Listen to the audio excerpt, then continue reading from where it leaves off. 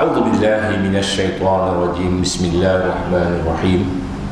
Alhamdulillahi rabbil alamin wassalatu wassalamu ala asyrafil mursalin Sayyidina Muhammadin wa ala alihi wa sahbihi wa barik wa sallim ajma'in. Alhamdulillah, pertama-tamanya saya bersyukur kepada Allah Subhanahu wa taala. Malam ini kita dapat meneruskan kuliah maghrib kita di surau Al-Khausar ni, tuan-tuan. Sudah sama saya tak datang. Seperti mana yang tuan-tuan sedia maklum bahawa kuliah ini tujuannya adalah untuk kita meningkatkan iman kita, insya-Allah. Jadi saya sentiasa menyebut menguatkan iman ni, tuan-tuan, kerana yang pertama sekali iman kita seperti mana yang Nabi Muhammad sallallahu alaihi wasallam bersabda, kata baginda Rasulullah sallallahu alaihi wasallam, al-iman yazid wa yanqus. Iman ni dia bertambah dan dia berkurang, ataupun iman ni kadang naik kadang turun. Ketika kita kuat iman kita, maka kita akan lebih patuh perintah Allah Ta'ala. Mana yang diharamkan oleh Allah Ta'ala kita tinggalkan semuanya. Mana yang diperintahkan oleh Allah Ta'ala untuk kita lakukan, kita cuba lakukan. Tuan-tuan dan selalu baik kita. Jadi apabila kita mematuhi perintah Allah, maka terbinalah akhlak yang mulia. Maknanya, tuan-tuan, akhlak dalam Islam, akhlak ni maknanya segala perbuatan kita lah, tuan-tuan. Ia berasaskan kepada akidah atau iman. Kerana iman ini, tuan-tuan, dia memberi motivasi kepada kita. Contohnya sembahyang berjamaah. Kenapa kita datang sembahyang berjamaah? Sebab Rasulullah SAW menyebutkan bahawa solat berjamaah ini ganjarannya 27 kali ganda berbanding dengan solat bersendirian. Jadi kita nak kumpulkan pahala. Dan sebagai banyaklah, tuan-tuan, kalau kita boleh tidak, sebab amal perbuatan orang-orang yang beriman ini dipandu oleh syariat. Semua, tuan-tuan, dipandu oleh syariat. Sebab itu dalam Islam ni ada hukum wajib, ada hukum harus, ada hukum sunat, ada hukum makruh. Tuan-tuan, jadi kita patuh oleh tuan-tuan. Jadi apa yang diharapkan oleh Allah Ta'ala kita akan tinggalkan. Dan kita meninggalkan itu kerana iman kita, tuan-tuan. Itu penting iman kepada kita. Dan salah satu daripada cara kita menaikkan iman kita, seperti mana yang juga disebut oleh Rasulullah SAW, ialah dengan kita senantiasa mengingati Allah, dengan zikrullah, dengan bertahlil. Apa dia tahlil, tuan-tuan? Kita orang Melayu selalu bila bertahlil itulah kita pergi rumah orang, kita bertahlil, gitulah yang kita faham. Tapi tahlil itu bermakna kita sebut la ilaha illallah, la ilaha illallah, la ilaha illallah, tiada Tuhan yang disembah melainkan Allah. Dan satu lagi, tuan-tuan, kaedah kita meningkatkan iman kita adalah dengan melihat bukti. Sebab bukti ini sangat penting dalam Islam, tuan-tuan. Di sana ada dalil akal, dalil akli, dalil nakli. Dalil akal, dalil yang kita petik daripada dalil akal. Akal ini dalil yang kita gunakan logik akal kita, tuan-tuan. Untuk beriman, tuan-tuan, Allah Ta'ala suruh kita berfikir sebenarnya. Iman itu dia tidak boleh bersifat taklid. Taklid maknanya ikut-ikutan. Sebab itu, tuan-tuan, di dalam Al-Quran terdapat banyak ayat di mana Allah Ta'ala suruh kita memikirkan sesuatu tentang alam. Contohnya, tuan-tuan, saya bacakan ayat dalam surah Nazi'at. A'udzubillahi minasyaitonirrajim. Antum asyaddu khalqan amis sama' banaha. Adakah kamu ni yang lebih susah untuk dicipta ataupun alam semesta? Jadi Allah Ta'ala suruh kita guna akal, tuan-tuan. Dalam ayat nombor 159 surah Ali Imran, Allah Ta'ala berfirman, a'udzubillahi minasyaitonirrajim, inna fi khalqis samawati wal ardi wa ikhtilafil laili wan nahari la ayatin li ulil albab Sesungguhnya dalam kejadian langit dan bumi dan perbezaan siang dan malam adalah tanda-tanda bagi mereka yang cerdik, yang pandai. Siapa dia? Allazina yazkurunallaha qiyaman wa qu'udan wa 'ala junubihim. Mereka yang mengingati Allah, sama ada dia ketika berdiri atau ketika dia duduk atau ketika dia baring. Wa yatafakkaruna fi khalqis samawati wal ard, dan dia fikir-fikirkan. Tuan-tuan yang tahu bahasa Arab, perkataan wa yatafakkaru ini adalah perbuatan yang aktif. Sebab di atas perkataan tadi ada perkataan sabdu, syadda, ya, ditegaskan, berfikir. Wa yatafakkaruna fi khalqis samawati wal ard, dan memikir-mikirkan akan kejadian langit dan bumi.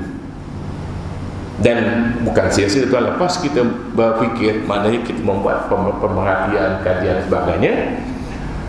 Kemudian apabila dia melihat, maka dia akan kata, Rabbana, wahai Tuhan kami, ma khalaqta hadza batilan, tidak engkau jadikan perkara ini sia-sia.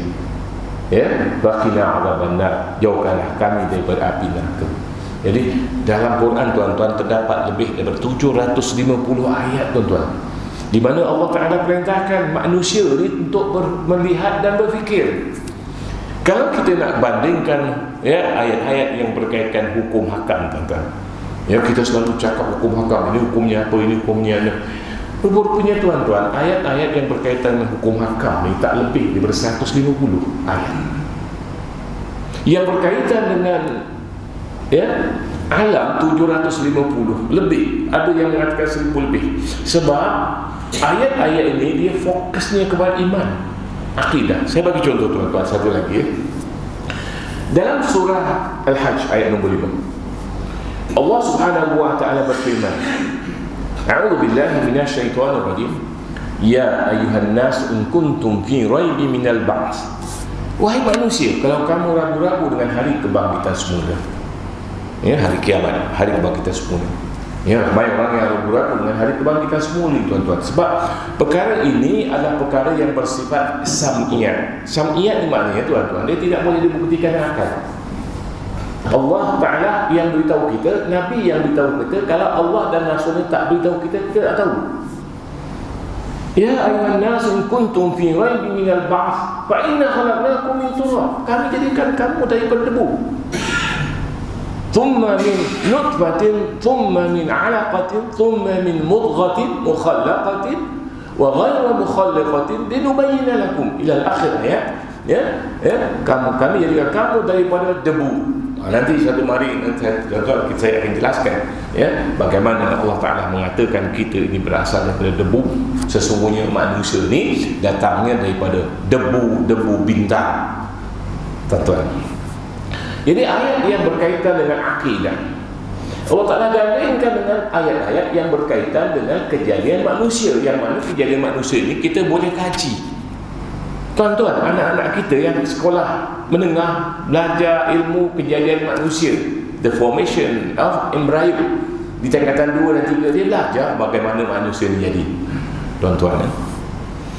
Ada lagi tuan-tuan, ya, banyak lagi ayat-ayat Quran yang Allah Ta'ala gandingkan, ya, ayat yang bersifat sam'iyat. Ayasabul insanu allan najma' idhamah. Adakah manusia ini dalam surah kiamat, tuan-tuan, ya, adakah manusia fikir bahawa kami tidak akan susun kembali tulang-tulang mereka? Sebab ada orang-orang musyrikin yang mengatakan, ya Muhammad, apakah nanti apabila kita jadi tanah, kita jadi debu, Tuhan kamu akan bangkitkan kami semula? Mereka mensedakan Nabi. Allah Ta'ala sambung ayat tadi, bala qadirina ala an nusawwiya banana, bahkan kami mampu untuk menyamakan cap jari mereka. Subhanallah, tuan-tuan. Semua kita tahu cap jari manusia tak sama, kan? Ya, dan banyak lagi.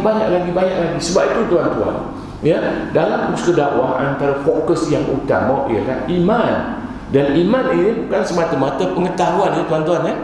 Iman ini dia diiringi dengan keyakinan. Orang mungkin tahu Tuhan itu ada, dia tahu, tuan-tuan, dia belajar. Ya, pelajar-pelajar yang belum Islam, saya sebut belum Islam, saya tak sebut kafir, tuan-tuan, ya.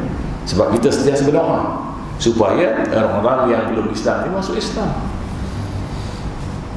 Kan ada polemik nak sebut kafir ke?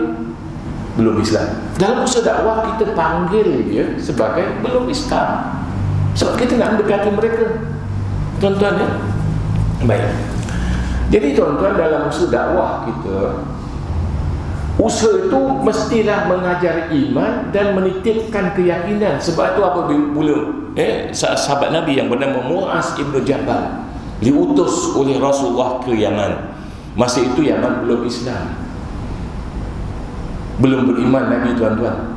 Nabi pesan kat Muaz ibn Jabal, ya Muaz, kamu pergi Yaman, ajak mereka untuk beriman. Nabi tak suruh ajak mereka tentang iman, ajak mereka untuk beriman. Beza tak tuan-tuan? Mengajak dengan mengajar. Dan apabila mereka sudah beriman, binakanlah untuk mereka masjid. Maknanya tuan-tuan, masjid itu apa? Masjid itu untuk solat. Dan siapa yang akan mendirikan solat? Orang yang beriman, bukan? Jadi kalau orang itu tidak beriman, bagaimana dia nak mendirikan solat? Ud'uhum ilal iman.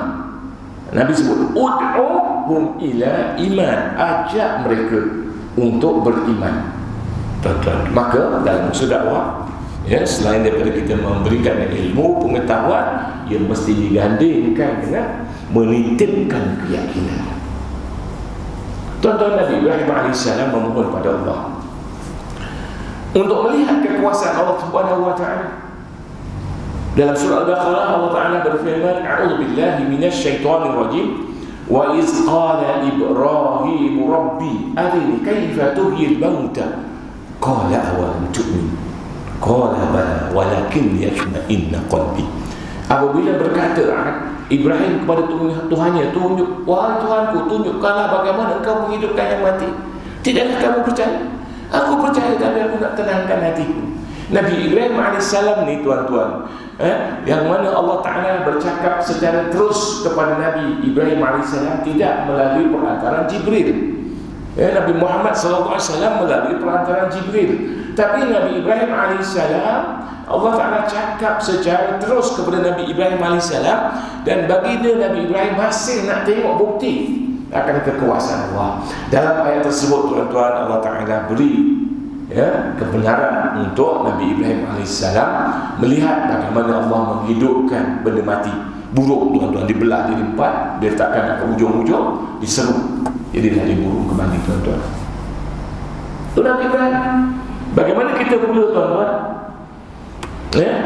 Kita bukan orang apa-apa, kita orang biasa saja tuan-tuan. Pasti banyak pertanyaan-pertanyaan yang muncul. Sama ada kita tanya orang atau dia meleka dalam minda kita. Seorang sahabat, seorang syaikhah, orang tua perempuan, Nabi dia berseluruh benda betul tuan-tuan. Nabi tidak berseluruh benda-benda yang tidak betul. Lalu Nabi menyebut kepada syaikhah itu tuan-tuan, di syurga nanti tidak akan ada orang tua. Jadi syaikhah dia orang tua perempuan, dia menangis tuan-tuan. Bagaimana ya Rasulullah, aku ni sudah tua. Nampak tak tuan-tuan? Nabi kata semuanya di syurga nanti adalah orang-orang muda belaka. Jadi benda tu kita tak boleh takul dengan akal kita. Kita tak boleh fikirkan dengan akal kita. Tapi oleh sebab kita beriman kepada Allah dan Rasulnya, maka kita beriman apa sahaja yang Nabi sebut, apa sahaja yang Quran sebut. Nabi Musa AS memohon pada Allah nak tengok zat Allah. Zat maknanya wajah Allah ataupun Allah. Ramai orang sampai sekarang dia kata, aku hanya akan percayakan adanya Tuhan kalau aku boleh nampak Tuhan. Mana boleh tuan-tuan? Tuhan ini, tuan-tuan dah belajar sifat 20. Sifat 20 tuan-tuan ini yang asas. Saya belajar sifat 20 di Johor tuan-tuan. Saya hafal wujud, kidam, bakok. Saya belajar 3 ada pelajaran ilmu tauhid. Siapa dari Johor itu? Ilmu tauhid ni tuan-tuan, dia ketat syaratnya. Ilmu lain kalau fail tak apa, tapi ilmu tauhid ni tuan-tuan, kalau tuan-tuan tak lulus, tuan tak boleh nak kerja. Itu sekolah agama di Johor tuan-tuan. Tak lulus, tak boleh nak kerja. Itu sekolah agama di negeri Johor. Kitabnya nipis saja. Saya boleh hafal tuan-tuan. Bila pergi tulis itu boleh, tapi di manakah? Bagaimanakah caranya menitipkan keyakinan bahawa Allah itu wujud?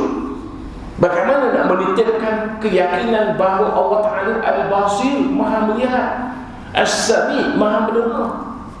Nah, itu persoalan yang kita nak cuba terangkan kepada kita semua, tuan-tuan. Bagaimana nak meyakinkan manusia.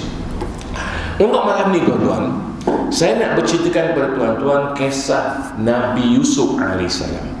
Ini kisah Nabi Yusuf ini berlaku ribuan tahun sebelum Nabi SAW. Ribuan tahun sebelum Nabi SAW. Dan sekarang ni, tuan-tuan, ini tahun 2000 dan bahkan 5,000 tahun yang lalu. Dan dalam surah Yusuf, tuan-tuan pun tahu surah Yusuf ini, Allah Ta'ala ceritakan kepada kita bagaimana Nabi Yusuf bermimpi, dan dia bagi dia memberitahu kepada ayahandanya bahawa Nabi Yusuf itu bermimpi. A'udzu billahi minasyaitonir rajim. Wa iz qala Yusuf li abihi ya abati inni ra'aitu ahada asyara kawkaban wasyamsu al-qamara ra'aituhum li sajidin. Apabila berkata Yusuf kepada bapa dia, wahai bapaku, aku telah bermimpi 11 planet, kita sebut planet, tuan-tuan, kawakib ni lebih kurang planet lah, tuan-tuan. Matahari dan bulan mereka sujud kepadaku. Lantaran itu Nabi Yaqub memberitahu Nabi Yusuf alaihissalam, la taqsus ru'yaka ala ikhwatika, kamu jangan cerita mimpi kamu ini kepada adik-beradik kamu. Fayaqiduna kaidah, dan nanti dia akan merancang sesuatu yang tidak baik untuk kamu. Betul, tuan-tuan, adik-beradik Nabi Yusuf ini sebab dia jealous, dia cemburu. Itu teruk, tuan-tuan. Orang yang cemburu ni sangat teruk sifat dia. Orang yang cemburu ni, saya ada satu kajian, tuan-tuan. Antara kesan cemburu ni, tuan-tuan, ialah dia punya darah tinggi akan berlaku pada dia. Tapi saya bukan mengatakan orang yang darah tinggi itu kuat cemburunya, tidak. Antara faktor yang menyebabkan tekanan darah tinggi, masalah jantung, ialah kita kuat cemburu. Hati-hati, tuan-tuan. Nanti kita akan terangkan berikut kemudian. Dan rupa-rupanya, tuan-tuan, adik-beradik Nabi Yusuf AS ini dia cemburu kepada Nabi Yusuf yang sangat disayangi oleh bapanya. Nabi Yaqub AS sangat suka, sangat cinta, sangat sayangkan Nabi Yusuf AS, sehingga Nabi Yusuf ini dia dirancang untuk dikumbankan ke dalam peri buta. Nasib Nabi Yusuf AS seperti mana yang diceritakan dalam Quran, ada orang yang datang menyedari ada Nabi Yusuf, dia pun diselamatkan, tuan-tuan. Baik, itu cerita Nabi Yusuf AS. Satu lagi ceritanya, tuan-tuan, tentang Nabi Yusuf. Ceritanya banyak, tuan-tuan. Nabi Yusuf ini ditohmahkan nak menggoda isteri raja, pun ada dalam surah Yusuf, tuan-tuan. Tapi yang saya nak ceritakan kepada tuan-tuan pada malam ini ialah mimpi, takbir mimpi Nabi Yusuf AS. Takbir dengannya tafsir. Jadi Raja Fir'aun, Raja Mesir ini, tuan-tuan, dia bermimpi. Lalu raja tersebut bertanyakan kepada wazir mereka, menteri-menteri, pembesar-pembesar mereka untuk mentakbirkan, untuk mentafsirkan mimpi dia. A'udzubillahi minasyaitonirrajim. Wa qala al-maliku inni ara sab'a baqaratin simanin ya'kuluhunna sab'un ijafu wa sab'a sumbulatin khudrin wa ukhra yabisatin ya ayyuhal mala'u aftuni fi ru'ya in kuntum liru'ya ta'birun.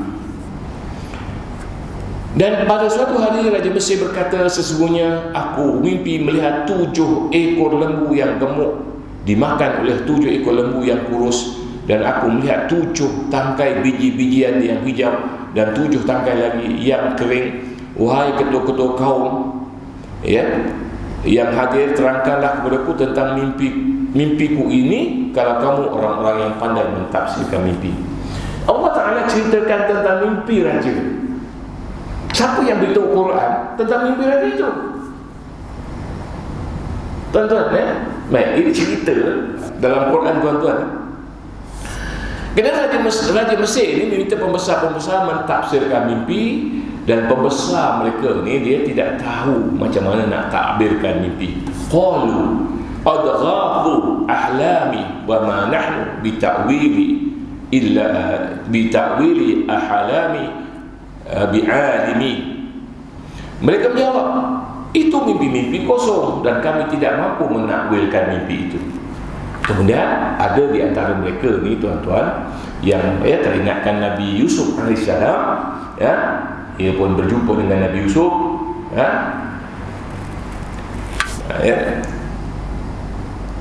dan minta Nabi Yusuf untuk mentakbirkan mimpi itu. Surah Yusuf 46. Yusufu ayyuhas siddiqu aftina fi sab'i baqarati simanin ya'kuluhunna sab'un ijafu wa sab'in sumbulatin khudrin wa ukhara yabisatu la'alliya arji'u ila nasi la'allahum ya'lamun. Yusuf menjawab, hendaklah kamu menanam bersungguh-sungguh 7 tahun berturut-turut, kemudian apa yang kamu ketam biarlah dia pada tangkai-tangkainya, kecuali sedikit dari bahagian yang kamu jadikan untuk makan. Ini Nabi Yusuf suruh dia simpan dalam bentuk gandum tadi dengan tangkai-tangkai dia sekali, tuan-tuan. Jadi Nabi Yusuf menjawab,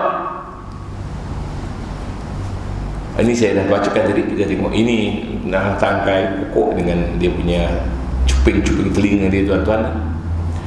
Kerana Nabi Yusuf menyebut, ini yang saya akan terangkan dalam kuliah ini. Thumma ya'ti min ba'di dhalika sab'un shidadu ya'kuluna ma qaddamtu lahuna illa qalilan mimma tuhsinun.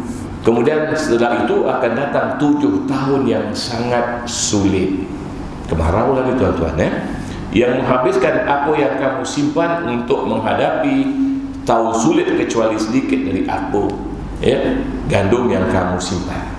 Maknanya sudah tanam betul-betul, sebab 7 tahun akan berlaku kemarau. Tuan-tuan dan puan-puan sekalian, kita tengok, tuan-tuan, Nabi Yusuf menyebut sab'un syidad, 7 tahun yang keras, yang sukar, yang susah, dan pastinya, tuan-tuan dan puan-puan sekalian, tiada siapa yang dapat menceritakan tentang kisah mimpi raja dan takbir mimpi Nabi Yusuf ini, tuan-tuan. Baik, sekarang kita tengok apa yang berlaku, tuan-tuan. Jadi ahli arkeologi, bila saya sebut arkeologi, bermakna saintis-saintis yang mengkaji bahan-bahan silam, tuan-tuan, untuk tengok apa yang berlaku pada bahan-bahan kuno. Kalau di negara kita, ahli arkeologi ini, tuan-tuan, mengkaji di banyak tempat. Antara yang ahli arkeologi tumpukan ialah di Kedah, sebab di Kedah itu ada peninggalan tamadun Sriwijaya. Sriwijaya ini beragam Hindu, dan mereka menemui kuil-kuil di Batu Pahat, tapi dalam proses perubahan masa itu, tuan-tuan, di situ juga terdapat masjid rubuh-rubuhnya, tuan-tuan. Itu ahli arkeologi punya cerita, tuan-tuan. Dan ahli arkeologi ini, tuan-tuan, telah menemui batu bersurat. Batu bersurat maknanya batu yang mana ada tulisan dia. Kalau di tempat kita ni ada batu bersurat yang terkenal di batu bersurat Terengganu. Menceritakan bagaimana Islam sampai, tuan-tuan, itu batu bersurat. Jadi mereka ni telah menemui batu bersurat, tuan-tuan. Ini dia punya maklumat. Stela batu atau batu bersurat dipahat pada batu di Pulau Seychelles. Saya tunjukkan di mana ditemui ini. Hampir dengan Elephantine, Mesir di utara Aswan. Ia ditemui pada tahun 1889 oleh C.E. Wilbur dan telah dirungkai maksudnya oleh beberapa orang pakar kajian Mesir. Baik, tuan-tuan, maknanya, tuan-tuan, ahli arkeologi telah menemui batu bersurat pada tahun 1889 di sebuah pulau. Nama pulau itu ialah Pulau Seychelles, tuan-tuan. Maknanya 124 tahun yang lalu, tuan-tuan ya. Ini orangnya, dan beliau telah menulis surat, tuan-tuan. Suratnya ini dia. Surat, tuan-tuan tengok yang atas tu. Ya. Ini tahun 1889, tuan-tuan. Orang ni pun dah tak ada dah. Dah mati dah. Lama dah mati dia. Stele of the 7 years famine. Maknanya apa? Batu bersurat 7 tahun kebuluran. 7 tahun disebut, tuan-tuan. Nabi Yusuf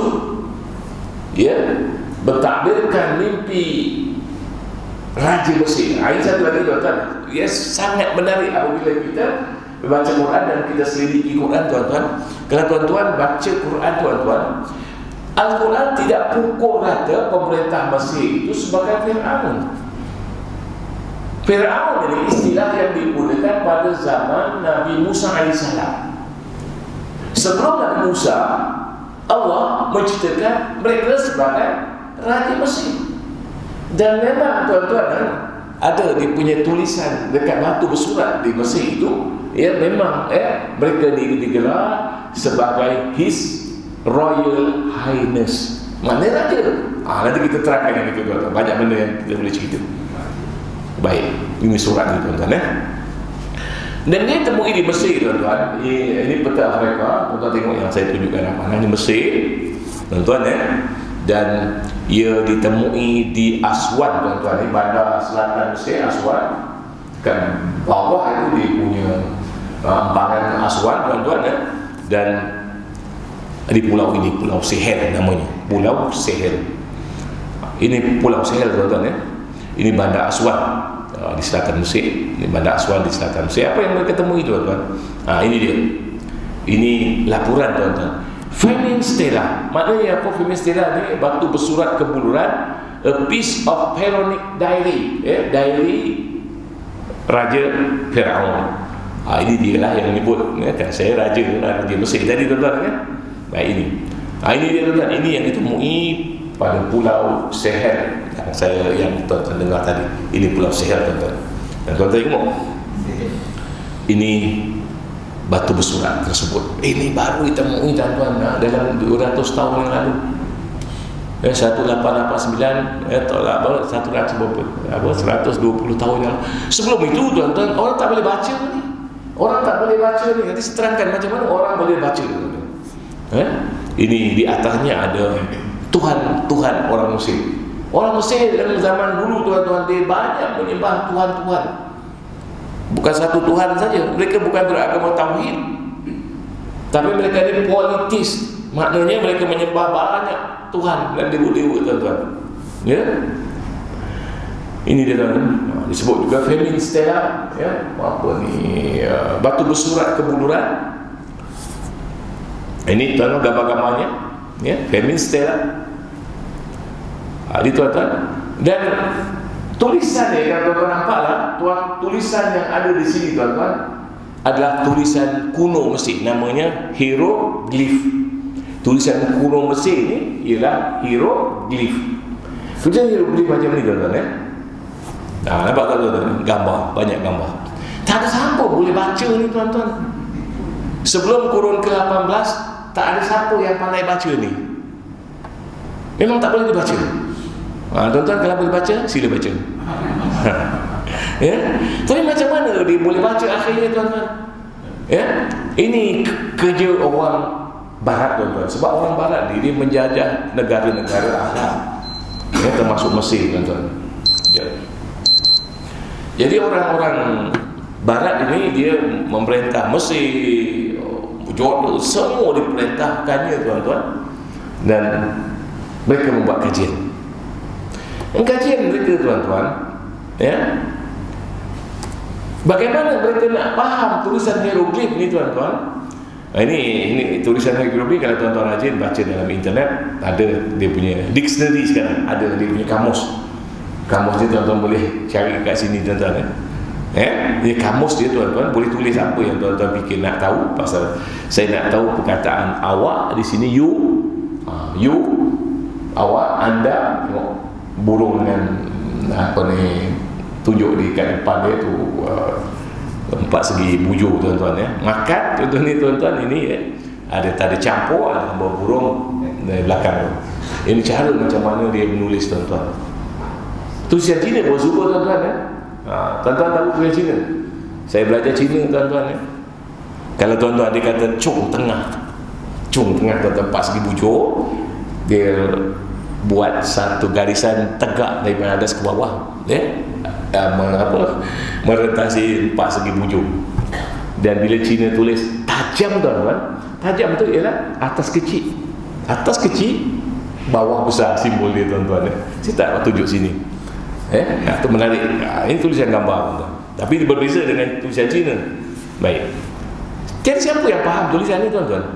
Tapi pada tahun 1799, pengkaji daripada barat Inggeris ni menemui batu Rosetta.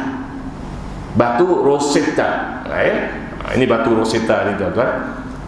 Ini batu Rosetta terdampar, terletak di Mesir ini, tuan-tuan. Dan batu Rosetta ni, tuan-tuan tengok ada perbezaan tak tulisan dia.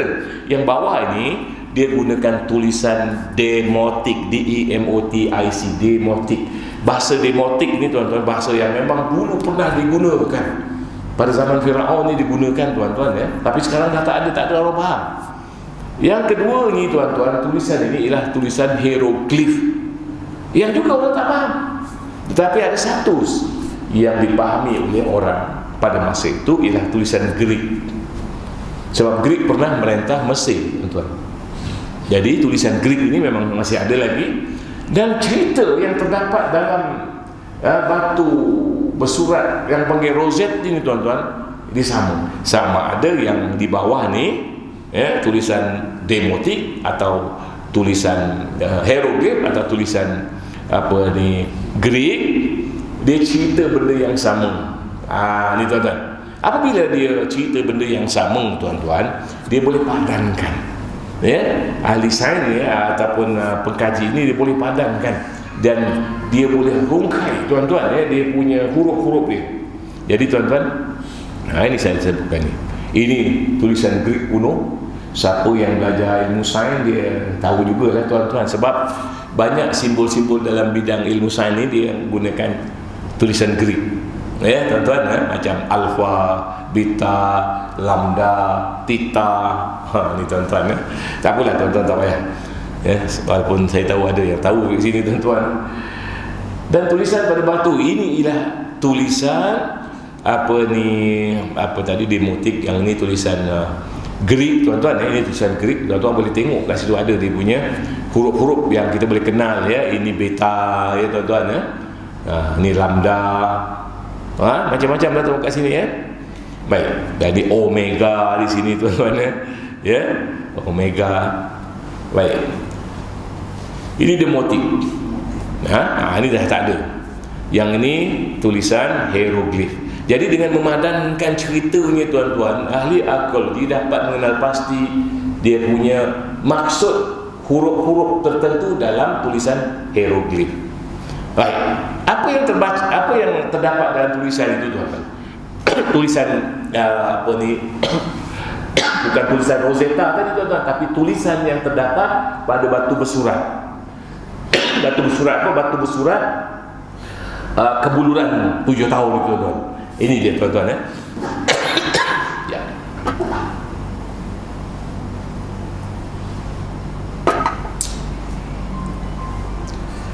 Batu bersurat hieroglif ni, tuan-tuan, saya bacakan ni, tuan-tuan, tengok The Femin Stela atau batu bersurat kebuluran was inscribed, ditulis into a natural granite block. Telah ditulis pada blok granite, batu granite, whose surface was cut into rectangular shape, yang permukaannya dibuat dalam bentuk 4 segi sama. The inscription is written in hieroglyph. Dia punya tulisan itu dalam tulisan hieroglyph, and contain 32 kolom, dan mengandungi 32 kolom. Baik, apa yang tersuluk di situ, tuan-tuan? Kalau tuan-tuan tengok dekat atas itu, kita uduk balik. Tuan-tuan tengok ni. Dia gambar dia tadi. Gambar dia. Tuan-tuan tengok ni gambar yang atas tu. Kan, yang atas tu. Ini melambangkan Tuhan-Tuhan orang Mesir. Ya, orang Mesir pada masa itu dia menyembah pelbagai Tuhan, berjuta-juta Tuhan dia tuan-tuan, bukan sikit tadi. Ya, setiap benda ada Tuhan dia tuan-tuan. Ini satu dewa namanya dewa Anuket.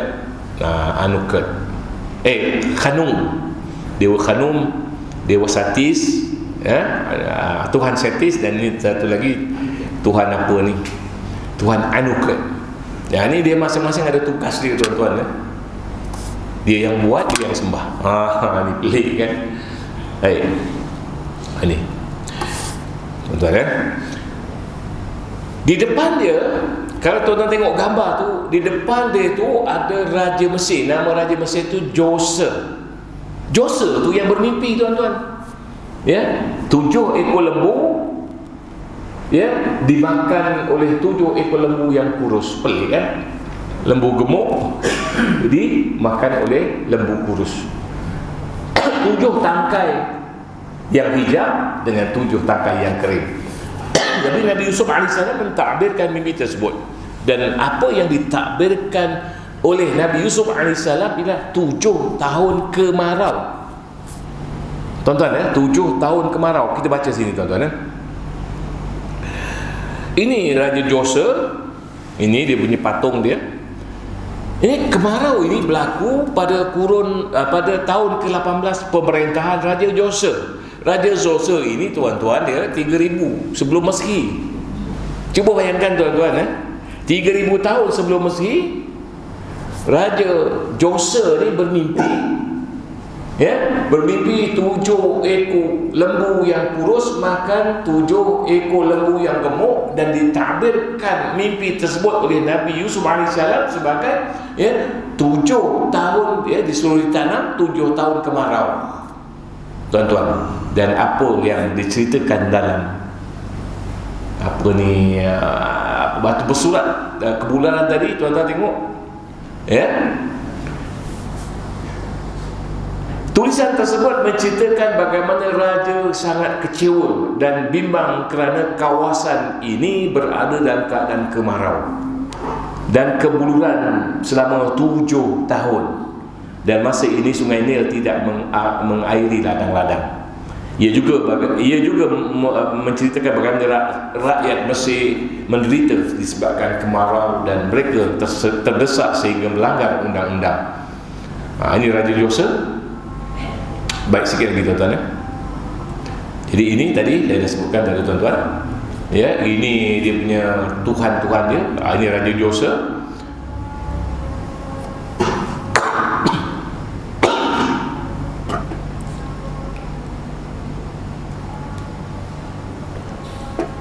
Itu bukan azan masih tengah nak azan azan ke?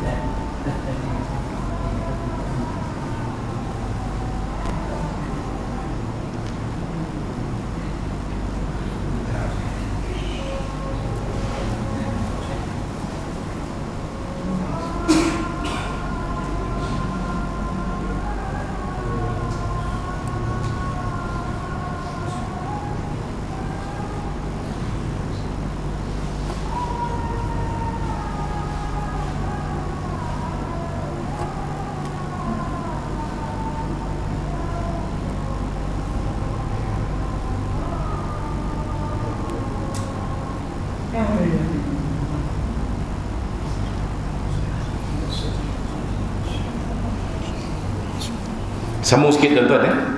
Sambung sikit. Jadi tuan-tuan dalam batu bersurat tadi, Raja Mesir, tengok raja, Quran menyebut Al-Malik kan. Di sini dia punya batu bersurat tu dia tunjuk raja. Macam mana Quran tahu raja tu yang bermimpi tuan-tuan? Raja. Kerana kita tahu dah Allah Maha mengetahui. Allah Ta'ala ceritakan kepada kita. Ya, jadi I was in mourning. Ya, maknanya aku dalam keadaan berkabung on my throne. Dia tak pergi mana-mana, dia dekat dia punya istana. Those of the palace were in grief. Mereka yang ada dalam istana tu dalam keadaan sedih. My heart was in great affliction. Hatiku dalam keadaan yang sangat sedih. Sebab happy ni bahasa Nil, bahasa Egypt kuno, happy ialah Sungai Nil, fail to come in time, dia tidak datang untuk membanjiri sawah ladang. A period of 7 years, dalam masa 7 tahun. Nabi Yusuf AS mengatakan akan berlaku keburukan selama 7 tahun. Tuan-tuan, grain was gone, tidak ada biji-biji dan semua makanan sudah tidak ada. 7 tahun tuan-tuan. Kalau kemarau 7 tahun tuan-tuan, apa nak jadi? Every man rob his doing. Setiap orang dia merompak dia punya saudara dia. Those who entered did not go. Kalau dia masuk rumah dia tak keluar. Children cry, kanak-kanak menangis. Youngster fell, orang yang muda jatuh. Muda maknanya kuat tapi dia jatuh. The heart of the old were grieving. Orang tua tu sedih. Kenapa dia kata tuan-tuan? Istananya, orang di istana, orang istana selalu dia kaya, tapi kali ini dia jadi miskin. Dia punya kuil-kuil ditutup dan rumah-rumah berhala ditutup dengan habuk. Setiap orang dalam keadaan distress ataupun sedih tuan-tuan. Jadi pengajaran juga kita tengok ini video ni saya sudah edit tuan-tuan sebab pakaian dia tidak bagus ni.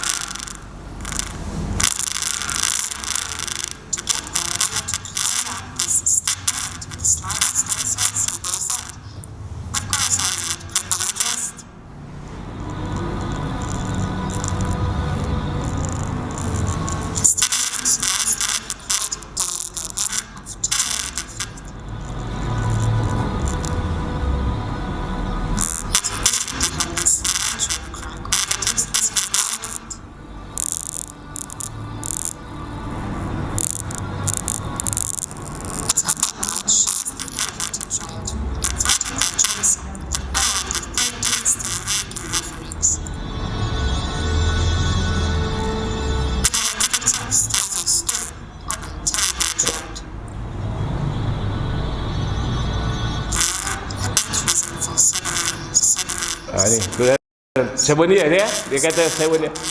Cuba bayangkan tuan-tuan, dalam Bible ni ialah kitab suci orang Kristian. Dia menyebut gerangan kemarau, dia tak sebut 7 tahun.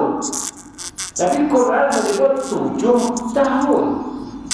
Itu perbezaannya tuan-tuan. Walaupun dalam Bible ada cerita macam-macam pasal Fir'aun dan sebagainya, tapi di sana terdapat perbezaan yang besar dengan cerita yang disebutkan dalam Quran. Cuba bayangkan tuan-tuan ya. Kalaulah orang ini baca Quran dan baca ayat di mana Nabi Yusuf menjelaskan sab'a syidad, agaknya apa dia fikir tu dalam Quran? Ya, mungkin dia kata, siapa buta Quran ni? Quran itu cukup 7 tahun, sedangkan yang diketahui oleh manusia 7 tahun ni kurun ke-18, 1889. Dan bagi kita tuan-tuan, ya, kita cuba fikir tuan-tuan, bagaimana Quran tahu, ya tuan-tuan ya, cerita Nabi Yusuf AS itu diceritakan dalam Quran. Macam mana Quran cerita dengan tepat mimpi Nabi Yusuf AS yang mentadbirkan akan berlaku kemarau selama 7 tahun. Sudah pasti kembali kepada akidah iman kita, kerana sifat Allah yang maha mengetahui, yang maha mencipta. Dia tahu segala-galanya, termasuklah perkara yang seperti ini tuan-tuan. Allah khabarkan ya kepada kita di dalam Quran. Lama-kelamaan bila teknologi manusia berkembang, maka manusia dapat tahu kebenaran ayat Quran tersebut. Saya cukup dulu tuan-tuan untuk malam ni. Ya, mudah-mudahan apa yang saya kongsi dengan tuan-tuan memberi manfaat kepada kita semua. Saya akhiri dengan aqulu qawli hadza wa astaghfirullahi wa lakum.